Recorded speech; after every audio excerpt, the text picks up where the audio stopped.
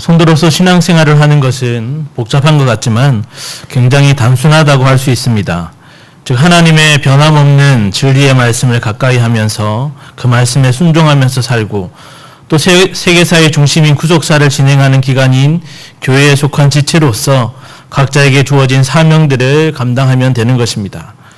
그렇다면 이러한 말씀 중심과 사명 감당이라는 이런 기준으로 우리의 신앙생활을 평가해 본다면 과연 어떤 결과가 나오겠습니까? 특별히 이제 2019년의 반을 통과한 시점에서 중간 평가를 해본다면 여러분은 스스로에게 과연 몇 점을 주시겠습니까? 여러분들의 표정을 보니까 썩 좋은 점수는 아닌 것 같습니다. 그럼에도 각자의 점수를 떠나서 우리가 좀 더 경각심을 가져야 할 것은 과연 현재의 상태로 남은 2019년도까지 아니 천국에 이르고 주님 다시 오실 때까지 말씀 중심과 사명 감당이라는 이 신앙생활을 계속 이어갈 수 있느냐 하는 것입니다. 우리는 지난 과거의 경험들을 통해서 이것이 결코 쉽지 않음을 직감적으로 잘 알고 있습니다. 그렇다면 하나님의 말씀을 늘 가까이 하며 순종하고 그 맡기신 사명에 힘써 충성하려면 우리는 과연 어떻게 해야 하는 것이겠습니까? 그 물음에 대한 답을 오늘 본문에 나오는 바룩을 통해서 우리는 확인할 수 있습니다. 바룩은 우리에게 낯선 인물이지만 예레미야서에 있어서는 신스틸러와 같은 존재라고 할 수 있습니다. 즉 유다가 바벨론에 의해 침략을 당하고 멸망을 당할 때에 유다의 심판을 예언했던 예레미야가 성전 출입을 금지당하자 1절에 있는 대로 유다의 요시야 왕의 아들 요아김 넷째 해, 즉 바벨론이 1차 침공을 하기 전에 예레미야가 불러주는 대로 이 모든 하나님의 말씀을 책에 기록한 사람이 바로 바룩이었습니다. 그뿐 아니라 바룩은 그 기록된 말씀을 들고 성전에 나아가서 패역한 유다 백성들을 향해 하나님의 심판이 임할 것을 선포하기도 하였습니다. 다시 말해 바룩은 누구보다 하나님의 말씀에 붙들려 그 말씀대로만 순종하고 그 맡긴 사명도 충성되이 감당하였던 것입니다. 물론 그러한 바룩에게도 말씀을 기록하고 성전에서 선포한 후 왕으로부터 핍박을 받는 등 그 일이 결코 쉽지 않았음을 예레미야 36장을 통해 확인할 수 있습니다. 이것을 감안할 때 사실 오늘 본문은 예레미야 36장 다음에 위치를 해야 합니다. 그럼에도 유다와 예루살렘의 멸망을 보여주는 44장 다음에 배치를 시킨 것은 바룩이 하나님의 말씀을 계속 기록하고 또한 성전에서 선포하는 사명을 끝까지 감당했음을 보여주기 위함이라 할 수 있습니다. 그리고 바룩이 이것을 능히 할 수 있었던 것은 바로 2절 이하에서 바룩아 이스라엘의 하나님 여호와께서 내게 이같이 말씀하셨느니라 하는 하나님의 위로와 격려의 말씀 때문임을 알 수 있습니다. 그렇다면 바룩과 같이 말씀 중심의 삶을 통한 그 사명을 끝까지 감당하려면 어떻게 해야 하는지 오늘 본문 말씀을 통해 함께 은혜를 나누기를 원합니다. 첫째로 말씀 중심의 삶을 사는 성도는 필연적으로 따르는 고난도 이겨내므로 끝까지 사명을 감당해야 합니다. 우리 본문 3절의 말씀을 다 같이 합독하겠습니다. 시작. 내가 일찍이 말하기로 여호와께서 나의 고통에 슬픔을 더하셨으니 나는 나의 탄식으로 피곤하여 평안을 찾지 못하도다. 아멘. 하나님께서는 내가 일찍이 말하기를 이라고 하시면서 바룩이 과거에 했던 말을 다시금 상기시켜주고 계십니다. 이는 바룩이 예레미야를 통한 하나님의 말씀을 기록하고 또한 선포하는 사명을 감당하면서 가졌던 신경의 말을 의미합니다. 바룩은 하로다 여호와께서 나의 고통에 슬픔을 더하셨으니 라고 했습니다. 여기 하로다라는 말은 자신의 힘으로는 극복하기 힘든 커다란 고통과 비탄에 잠겨 내뱉는 감탄사입니다. 또한 여기 고통이란 육체적 고통과 더불어 정신적 고통을 모두 의미하는 것으로서 자신이 어떻게 할 수 없는 고통으로 인해 슬픔에 잠기게 되었음을 말하고 있습니다. 그렇다면 바룩에게 이러한 고통과 슬픔은 어떻게 찾아온 것이겠습니까? 본문에 여호와께서 더하였으니 라는 말만 본다면 여호와 하나님이 그러한 고통을 주셨기에 바룩이 원망하는 말처럼 보이지만 결코 그렇지는 않습니다. 여기 여호와께서 더하셨으니 라는 말은 하나님의 말씀을 지키며 예레미야와 더불어 하나님의 일을 행함에 있어 당연히 만나게 된 현실적인 어려움을 자각하고 그 고뇌를 정직하게 토로하고 있는 표현입니다. 즉 사명을 감당하며 필연적으로 만나게 된 고난으로 인한 탄식이었던 것입니다. 그렇다면 바룩이 자신의 사명을 감당하면서 만나게 된 고난은 어떤 것이었습니까? 먼저 현실적인 면에서 바룩은 그의 아버지가 왕의 고관으로 예루살렘 성읍을 관장하는 일을 하는 등 유다의 명문가 출신이었기에 그 또한 고위 관직에 올라 사람들의 존경과 섬김의 대상이 될 수 있었을 것입니다. 그러나 바룩은 그 모든 세상의 영광보다 하나님의 말씀을 기록하고 대언하는 것에 더 큰 가치를 두고 이 길을 선택하였습니다. 그러나 축복받은 자라는 바룩의 이름과는 다르게 그에게 돌아온 것은 사람들의 조소와 멸시와 냉대와 야유뿐이었습니다. 또한 사역적인 면에서 생각한다면 당시 바룩은 패역한 조국 유다에 임할 무서운 심판의 내용을 책으로 기록하고 그 내용을 또한 많은 사람들 앞에서 낭독하는 막중한 사명을 감당해야 했습니다. 그러나 사람들은 하나님의 심판의 메시지를 듣고도 회개는커녕 오히려 자신을 거짓 예언자로 몰아 생명의 위협까지 받았으며 유다왕 여호야김은 하나님의 말씀이 기록된 두루마리를 태우기조차 했습니다. 하나님의 거룩한 말씀이 멸시와 모독을 받고 민족을 살리겠다는 애탄 바룩의 마음이 짓밟히는 상황 앞에 어찌 개탄하지 않을 수 있으며 고통의 슬픔이 더해지지 않을 수 있었겠습니까? 그래서 바룩은 나는 나의 탄식으로 피곤하여 평안을 찾지 못하도다라며 자신의 사명을 감당에 따르는 여러 고난의 아픔을 토로하였던 것입니다. 그러나 바룩은 그렇게 필연적으로 따르는 고난이 당연한 것으로 여기며 결국 묵묵히 이겨내며 끝까지 자신에게 맡겨진 사명을 감당하였음을 우리는 성경을 통해 확인할 수 있습니다.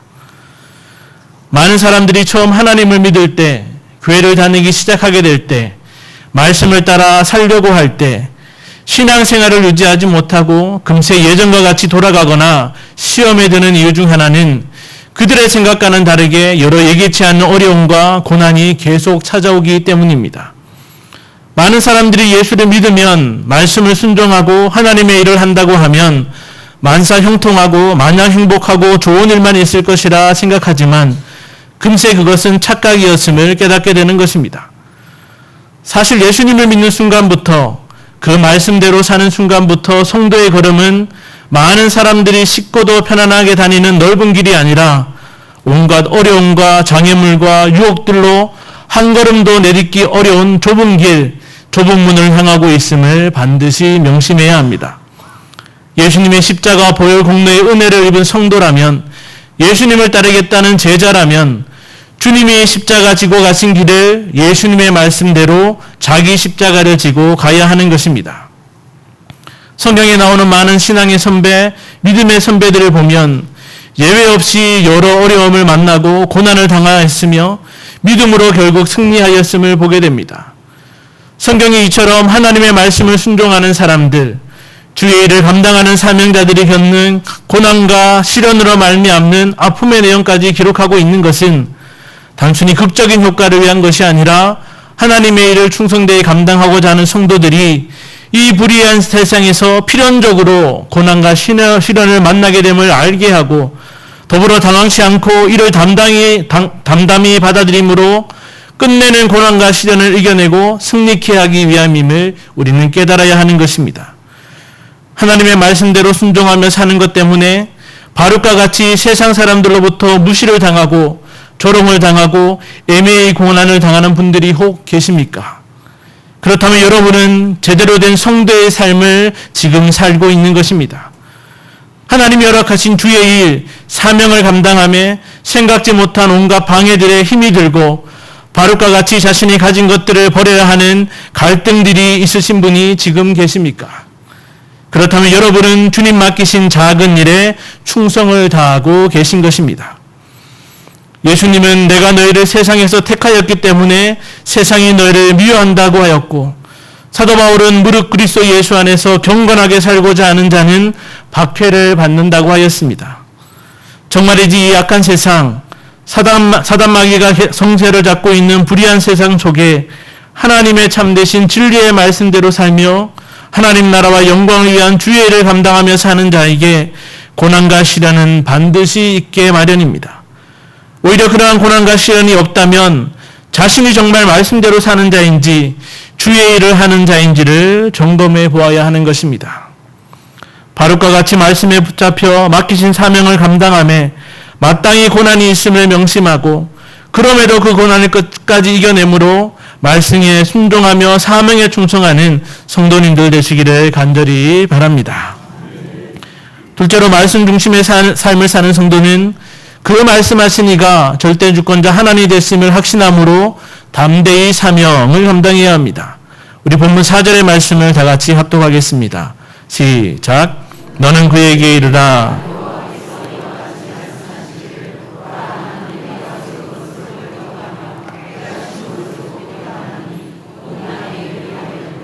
아멘. 앞서 바룩이 자신의 사명 감당에 따른 고난의 아픔을 토로함에 있어 가장 가슴 아파할 분은 바로 하나님이었을 것입니다.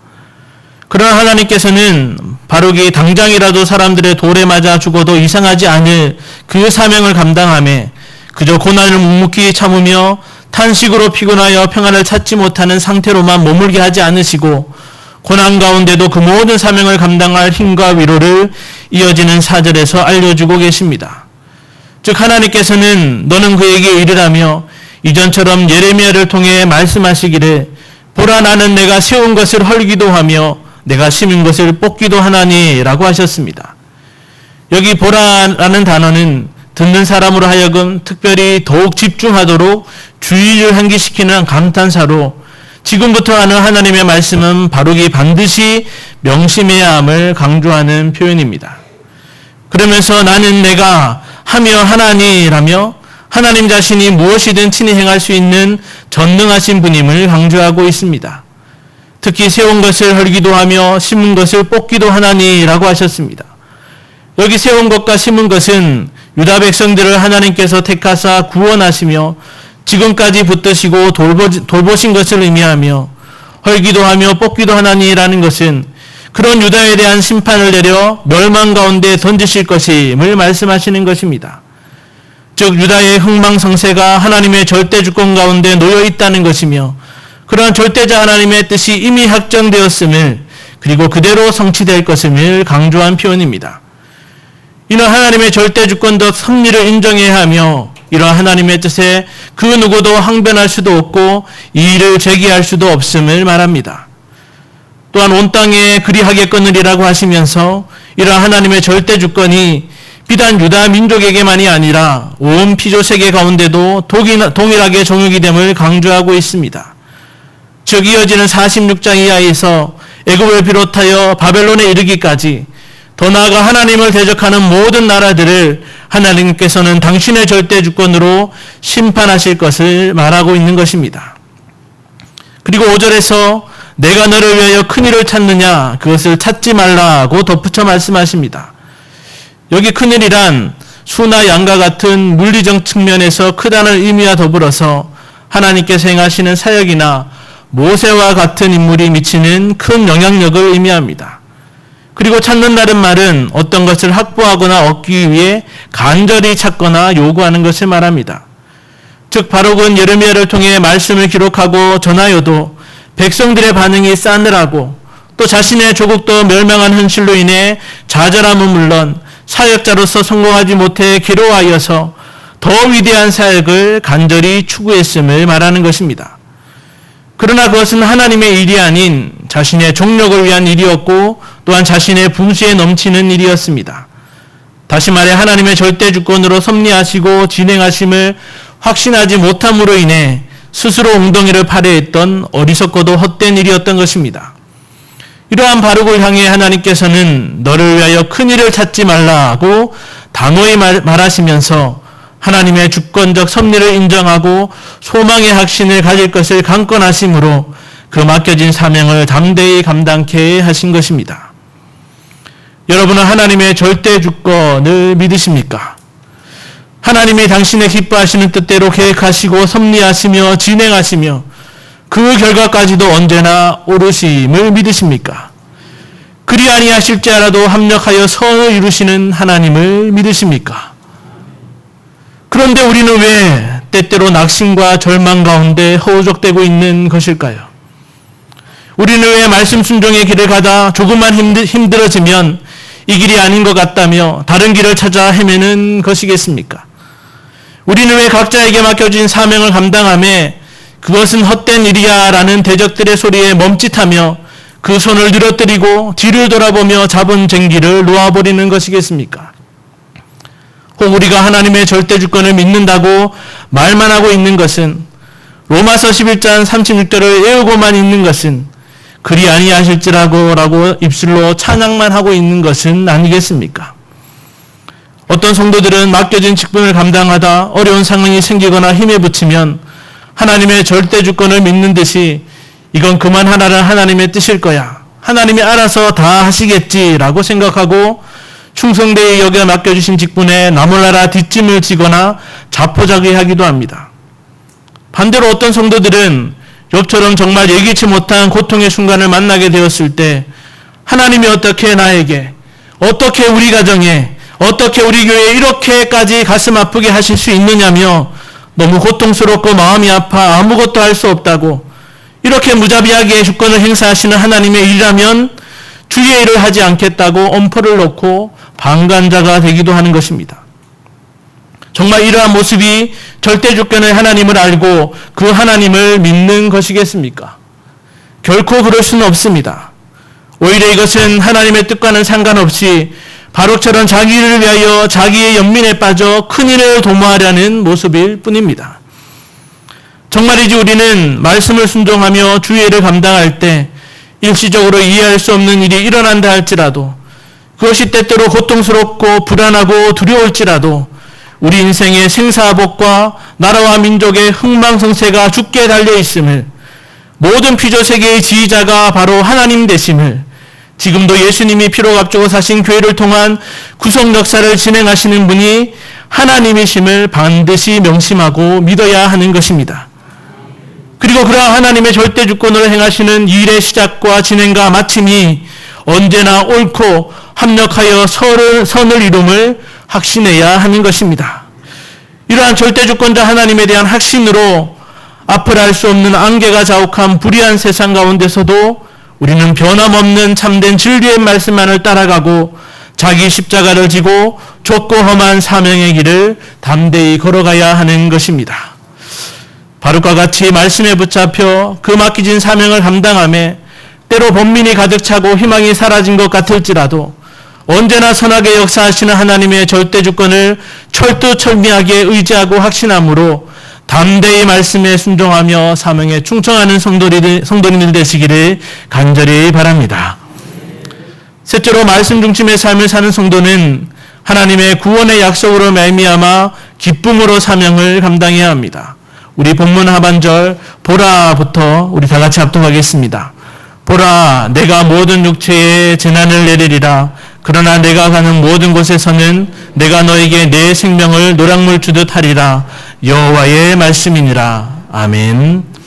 앞에 하나님께서는 당신의 주권을 선언하시면서 유다가 심판을 받아 멸망할 것임을 선포하셨습니다. 이러한 유다의 심판은 유다 백성들 전체가 하나님을 거역하며 죄악됨이 극에 달해 있었고, 예루살렘의 정의를 행하며 진리를 구하는 자가 한 사람도 없다는 표현대로 불의와 거짓 외에는 아무것도 찾을 수 없는 그 심판이 불가피한 것이었습니다. 즉 5절 하반절에서 말하듯 보라, 내가 모든 육체에 재난을 내리리라는 하나님의 엄중한 심판의 경고 앞에 어느 누구 한 사람이라도 생명을 건질 자가 없었던 것입니다. 그러나 하나님께서는 바로를 향해 그러나 내가 가는 모든 곳에서는 내가 너에게 내 생명을 노량물 주듯 하리라고 말씀하셨습니다. 여기 내 생명을 노량물 주듯이라는 말은 당시 사회에서 속담과 같이 많이 쓰였던 말이었고, 예레미야도 하나님의 말씀을 전할 때 종종 사용하기도 하였습니다. 이는 그 당시 한 나라가 전쟁에서 이기게 되면 병사들에게 적의 물품들을 약탈하도록 허락을 했는데, 여기서 얻게 되는 물품들이 바로 노량물이었고 다른 말로 전리품이었습니다. 이것은 이러한 의미의 표현으로 예레미야서에서만 3번 언급되었는데 모두 전쟁의 위급한 상황에서 생명을 보존하게 될 것을 의미하고 있습니다. 즉 하나님께서는 죄악의 삶을 고집하는 유다 백성들 가운데 하나님의 편에 서서 하나님의 말씀을 끝까지 붙들고 그 말씀을 선포하는 것으로 인해 고난 가운데 있던 바룩을 하나님께서 최후 승리자가 되게 하실 것이며 그 대가로 노략물을 얻게 하듯 전리품으로 생명을 주시겠다고 약속을 하고 계신 것입니다. 이는 곧 죄악으로 모두가 죽어가는 위급한 상황에서도 생사를 넘나드는 영적인 전쟁의 상황에서도 하나님의 말씀을 기록하고 선포하는 사명을 감당하는 바룩만은 너희의 목숨만은 반드시 구원하시겠다는 하나님의 확고한 의지의 표현이었던 것입니다.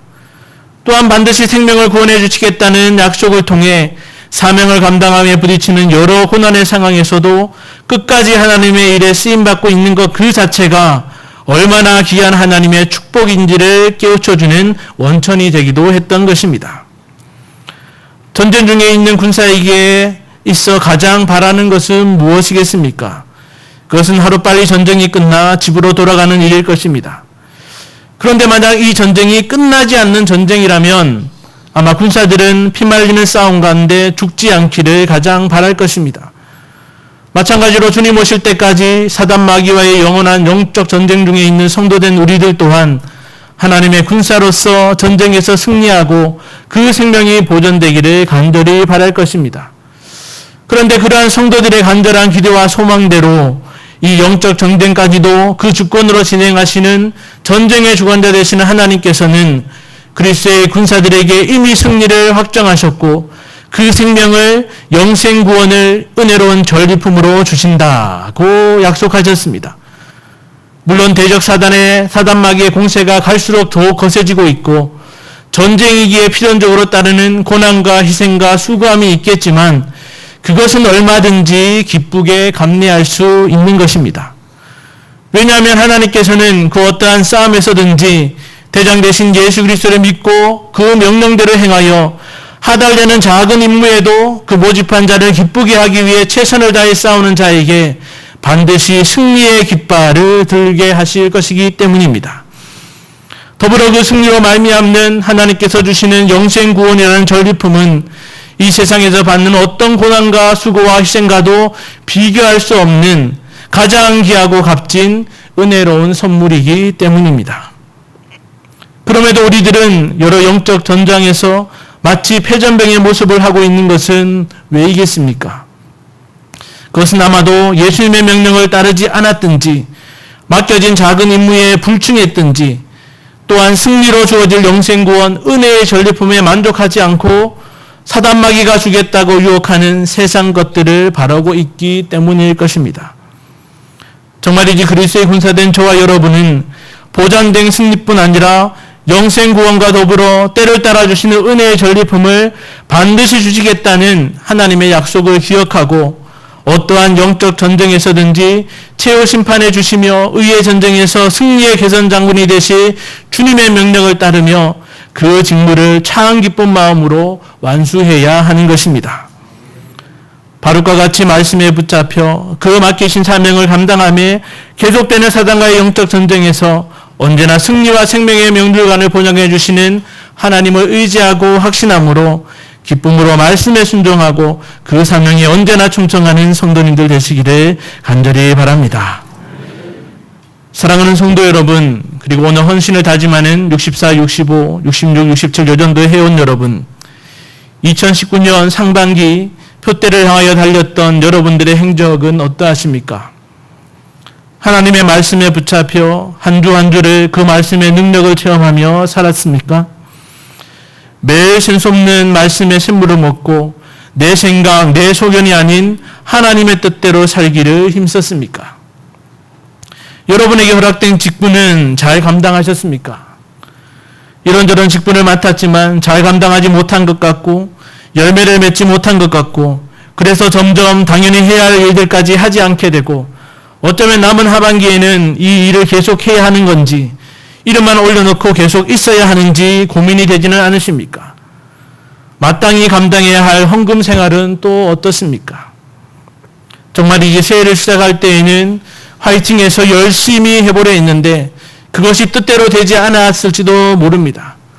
더 좋은 직장과 더 높은 연봉과 더 성공하고 더 잘 돼서 더 홍보를 잘해서 하나님께 영광을 돌리고 싶었는데 잘 안 되었는지도 모릅니다. 설상가상으로 이런 우리들의 모습에 사람들은 철저하게 외면하고 조롱하고 모욕하고 이에 더 큰 실망과 자괴감이 들었을지도 모르겠습니다. 이 모든 것들이 어쩌면 하나님이 막고 있는 듯 귀를 열어주시지 않는 듯 원망의 생각까지 들기도 하며 영적 슬럼프 언저리를 맴돌고 있는지도 모르겠습니다. 그러나 성도 여러분, 하나님은 바로개 교회와 마찬가지로 위로라고 하기에는 너무나도 단호하고도 분명하게 우리에게 말씀하고 계십니다. 바로 말씀대로 사는 성도에게, 주의 일을 하는 자녀에게 고난은 당연한 것이니 끝까지 힘을 내라고 말입니다. 모든 만물을 다스리고 섭리하시는 절대 주권자 여호와 하나님, 바로 나를 믿고 담대히 말씀과 사명의 길을 가라고 말입니다. 이미 보장된 승리와 영생 구원의 풍성한 은혜의 전리품들이 준비되어 있으니 참 기쁘고 즐거운 마음으로 말씀의 인도함을 따라 달려갈 길을 다 마치라고 말입니다. 이러한 하나님의 위로와 격려로 바룩이 이 모든 말을 책에 기록하며 선포하는 사명을 잘 감당했던 것처럼 오늘 이 시간 우리 각자에게 주시는 하나님의 말씀의 위로와 격려로 힘을 얻고 말씀을 순종하며 그 사명에 충성하는 예수 안에 즐겁고 복된 자로서 남은 하반기도 표대를 향해 힘있게 달려가는 성도님들과 오늘 헌신을 다짐하는 여전도 회원들 되시기를 주님의 이름으로 간절히 축원합니다.